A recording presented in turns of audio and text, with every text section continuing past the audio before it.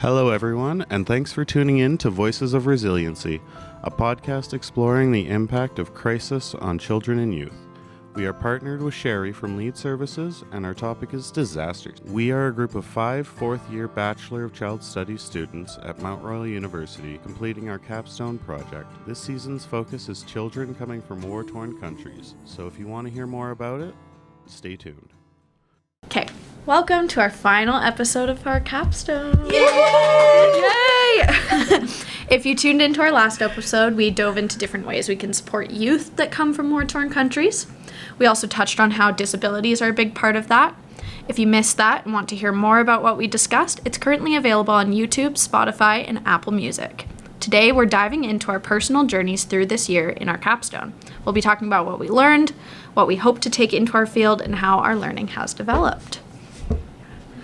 I think we can start off with like a first question that we can kind of discuss. What was everyone's favorite episode to record? I think mine was personally the one with Hamza. Mm-hmm.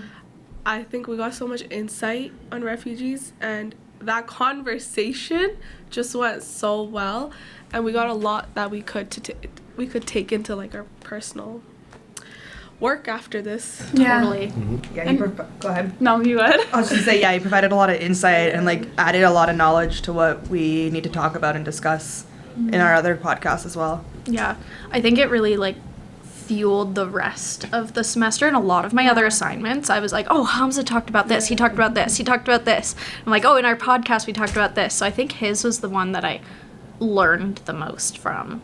Yeah. Was there anything like specifically that you like took from that podcast to Thinking about the wait times in like hospitals and stuff, that especially when Katie joined our Capstone and started talking about disabilities and stuff, that wasn't even something I even thought about. Mm-hmm. So hearing about the wait times and the housing, like it's hard enough for us to find housing. Yeah. And then him talking about how hard it is for people like literally just being swept up and moving here, them having to find housing, that's like a lot. And that's a lot to think about too. Like genuinely, how do you find a lot like affordable housing, especially for children and youth and families that come from like war-torn countries or just come in as refugees and stuff?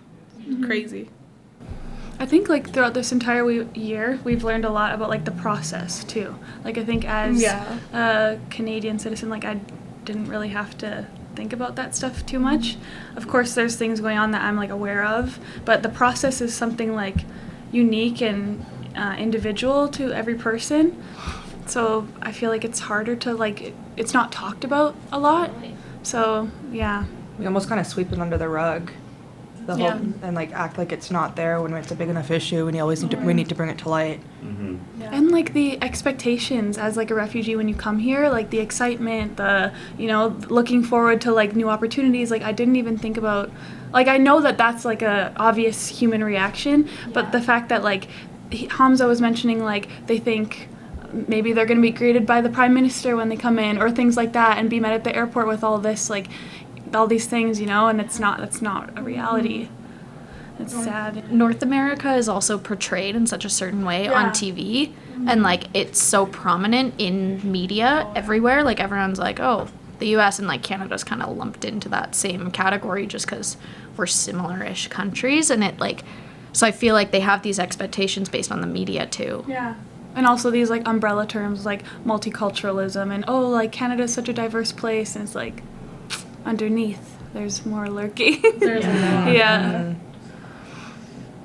really liked when Hamza, and this brought a lot of light when he mentioned well, even just something as simple as going to the dentist and like knowing to brush your teeth before you go, or brush your teeth before you go to school or something as simple as that being a new, like something that adds to the culture shock. And to us that's just like, well, don't you just brush your teeth before you go to school? Like, yeah. I thought that was very enlightening. I also really liked our podcast with Carolyn. Like that was my personal favorite. I loved the podcast with Hamza too, but like my favorite was with Carolyn. That's our field, so Yeah, for us, yes. like, yeah, we're the early learning majors, and these two are the CYs. So yeah. How did you guys feel about the last episode, the CY one? I think it went great. Like there was a lot of conversation that happened. even Michelle, like talking about her experiences with like at Mount Royal with the wildfires and stuff.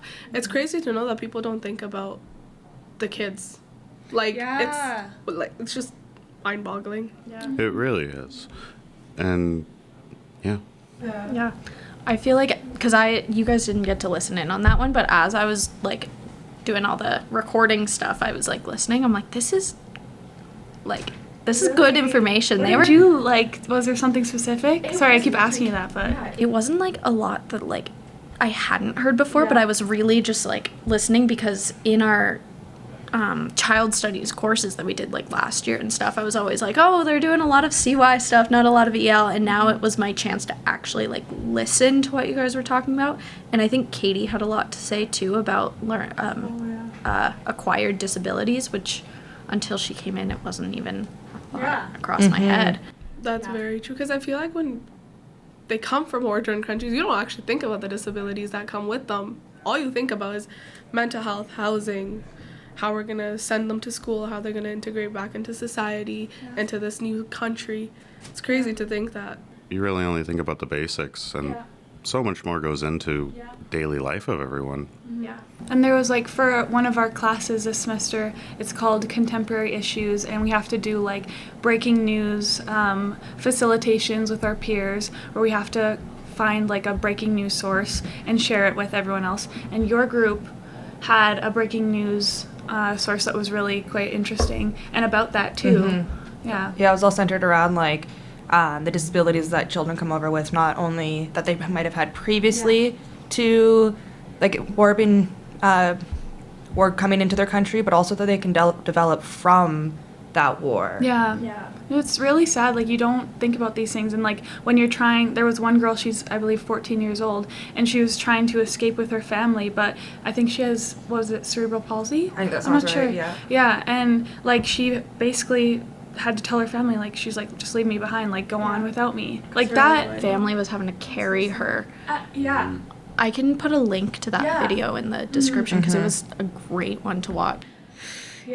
Oh my god, that's so sad. Right? And at 14 years old, like telling, just coming to terms with that, like, you know, I'm just gonna die here. Like, these are things that, like, I've never had to think about, and, like, we all should have to more. We should. That's very true. There's a lot. I think this brings into a good segue to one of the questions here of how have your learnings evolved from the beginning of the Capstone till now? This semester and this whole year, I've been doing a lot of like checking my own privilege and knowing like I come from privilege and seeing like how can I turn that into a good thing. And hopefully this podcast helps out a little bit, but I feel like I've actually like learned a lot about myself in ways that I can be an advocate without trying to take voices away either. I think, like, it starts, like, we also say, like, it starts with recognizing your privilege, but then also, like, how can you use that privilege to help others, you know? Like, that's the next step. We already kind of discussed this a little bit, too, but one of the things that, like, really changed for me was, like, considering the children in that context. Like, one of our first readings was the children of Katrina, I think, and that reading was kind of like all these the Hurricane Katrina that had occurred, and like the children being displaced to schools and things like that, and they were kind of just like roaming the halls and like just kind of roaming in this space with no, like, there was no support for them, no nothing, and like that's something that really clicked for me and hit home for me. And I think I mentioned it in our very first podcast with Sherry too. It's like, what are we doing about these things, about these drastic, like, life-changing events? What are we doing for children during that time? For me, I think it was the cultural integration. Like, even though I come from like a cultural background, like with like a different religion, different culture, I never really thought about that stuff. Like, it's interesting to know, like, that's a really good way to build a relationship with the children and youth that come from these kind of countries. And it helps build their confidence as well, that, you know, you've learned about them. They know that there's a lot of people here that will care about them, and they'll understand where they come from, what kind of thing, like, even to, like, the simplest things, what kind of games they've played. If you played that with them, like, that was one thing that actually, like, you know, like, I was like, this is something that I will be taking into my practice as well. That's interesting because that's something in EL we focus on a lot. I think. Yeah. Because it also like prevents assimilation that way, is like making it so, yeah, we want to know about the culture. We're not trying to bring you into our own, like, we're not trying to force you into our box. We want you Come with your own. to bring your own stuff in. And yeah, the games, that has been something we talked about, I think, since first year. Very like, much I so. remember we had to like set up our own games, and we were thinking about like, I think in learning through play, one of the courses we had to take in first year, we did quite a bit about cultural games. I mean, just all your provocations as an EL and your space, your everything has to be like culturally sensitive. Time, and space, materials. Yeah, I forgot about that. Whoa. That's a shock back to first Textbook year. concepts from like forever ago. Yeah, just to bounce off that's another thing I've learned too, is like the importance of cultural integration and cultural preservation. Yeah. Like cultural preservation in like a child or a youth coming from war-torn country is like so important for their healing process, like so important. Yeah. And then community resilience too, like being like coming together as a community is also super helpful for people coming from war, helping them like rebuild and heal and stuff too. So that's something that stood out to me as well. I think the community one is something that I don't want to say we lack, but we kind of lack, and I think we're getting better with it as like an entire society. But there's lots of people out there that I find just don't feel like it's their responsibility to help these children and youth because aren't educated enough in it. I feel like go ahead. That is maybe one element, but I think a larger element is the fact that we live in such an individualistic society. That's a much better way to put it. Yeah. Like, we're not worried about the collective, which they Exactly. include the youth and the children. Yeah. and a lot of other cultures, they do like operate in that community, in that like It takes I a don't know. village. Yeah, and that it takes a village environment kind of thing, and children benefit massively from that. Yep. So. Do we want to talk about like our actual experience in Capstone itself, like some of the training that we did, but like everything behind the scenes, the podcast, because we did a lot first semester. That's a good idea. Because I loved doing the ICS, the Incident Command System training. That was entertaining. I got to like click the videos through and all that, and it was cool to actually learn how responders actually come onto the scene and how that works. It was very interesting learning about the whole structure and the command, the way everything's set up in such a specific order to help mitigate the confusion between everyone helping. Yeah. And it's kind of been, go ahead. Fine. It's kind of been touched on a bit, but like for those of you who don't know, ICS 100 is like a control structure used to help manage emergency incidents. And we got to have that training done in our capstone. So I think, how long did it take? It took like all day. Yeah, it was like at least 3 hours. Normally it should take longer. Yeah. Normally it would take like a day or two at least. Was it 3 hours or at least like I think it was 5 hours, right? It was a long day. Yeah. But it was nice because we did it with Sherry from our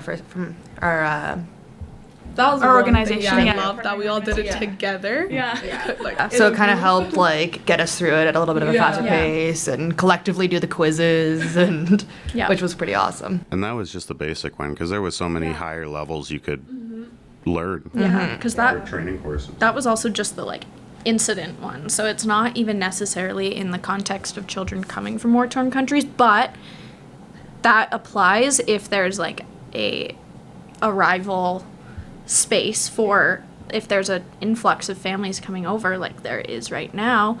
That way, when people actually land here, then we have a way to actually organize that. And I think the stepping stones of ICS can help with that, and it's an important training to have because then you can organize things pretty quickly. It is. Who thought as child and youth counselors or early learning educators you need training like that? Like I never thought about that. It was more trauma informed, but there's so much more to this. Like that's one thing I'm so happy we came into this capstone with, was with an open mind, and you were open to doing everything. You knew that you were going to learn so many different things.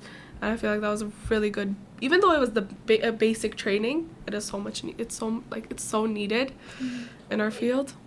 And if you think about it, like the other capstones didn't have, like other CYs, other ELs don't have that training. Exactly. Yeah. So that's also interesting too. See the difference. Yeah. And hearing from other capstones how their experience has gone has been so different because they're like, oh, we're going out and we're doing this. I'm like, oh, well, we get to record, we get to like post this, we get to go do our webinar next week. And Yeah, what other things have we done? So we did the ICS 100. We also toured SEMA. The Calgary Emergency Management Center. Cool. Yeah. That was a cool one. I missed that day. I'm so sad. Oh, yeah, and like not a lot of people get to tour that, so we had like exclusive access to a really important space, and it was, I don't even know if we're allowed to talk about it. I was gonna share some details, and I was like, I know We can't really say. we weren't allowed to take pictures in there because we were, Yeah. it was like a very, and I think the reason we're not allowed is because a lot of this, like the way it's designed and the way they operate needs to stay quiet just in case, because it's an emergency area, and that's how they manage them, and a lot of the first communications and stuff go through there. So if it ever becomes a target area, that's like, know where to target. it's like the base for Calgary. Yeah. Which was weird. Yeah, that was really cool. I was very privileged to get to tour that. Yeah. What else did we do? We did meditation with the We did a plate. board game day. Yeah, that was super fun.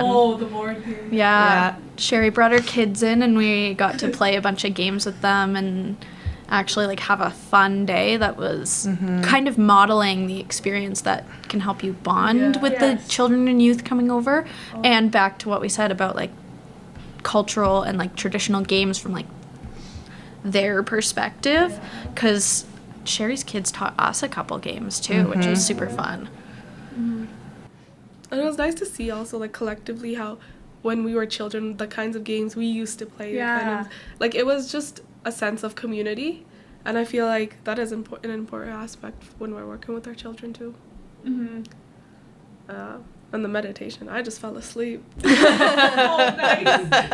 so nice. Yeah, surprised we didn't do more of that throughout the semester. That would have Yeah. been nice. Yeah, because it's like it's so important for us to care about for ourselves too, especially when we're working with something like this. And we've talked about our own mental health quite a bit, but it's like this is a very heavy topic.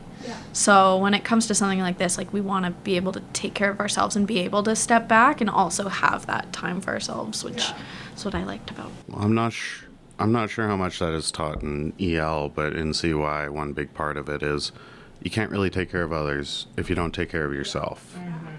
And so checking in with yourself, reflecting is a big part of the CY. I feel like we've touched on that. Yeah. I definitely feel like not as deep as you No. guys would, but it's definitely still been. But you guys, People say like counselors need counselors. You guys are like frontline dealing with the heavy stuff, whereas it's gonna be less common for us. yeah, for child and youth care workers, like you guys are working with at-risk youth, and so we're working with like birth to age 8. Yeah. But these children leaving war and escaping war-torn countries and escaping disaster are going to be in our center too. So So it's It's relevant. an important thing. It is. Yeah. Especially with the state of the world right now, it's a lot of unknown, a lot of turmoil. So it's. I feel like everyone should have had to do a capstone like this, or at least just a little bit of training, which is why I hope that the people from the other capstones come to our webinar.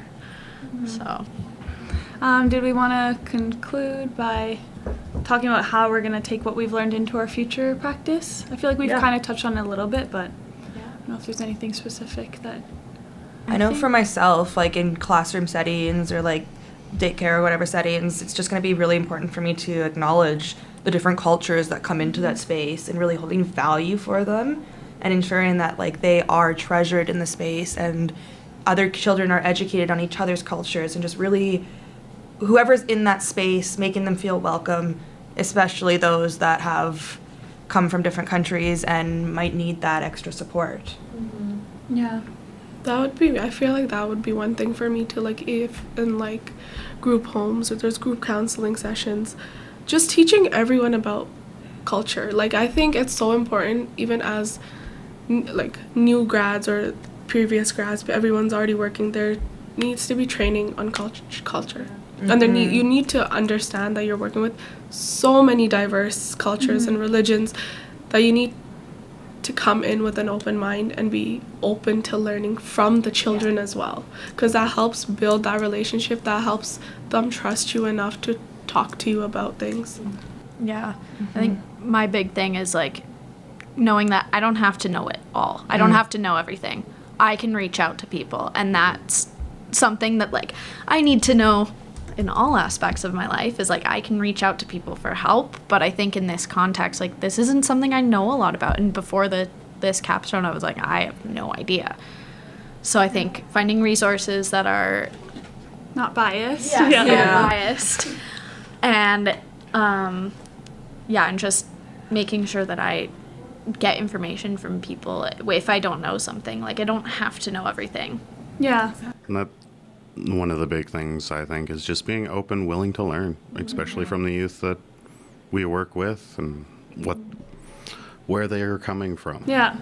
And like probing, asking questions, wondering, and like wanting to learn more about them and their culture and their family and their home and their favorite toys and things like that.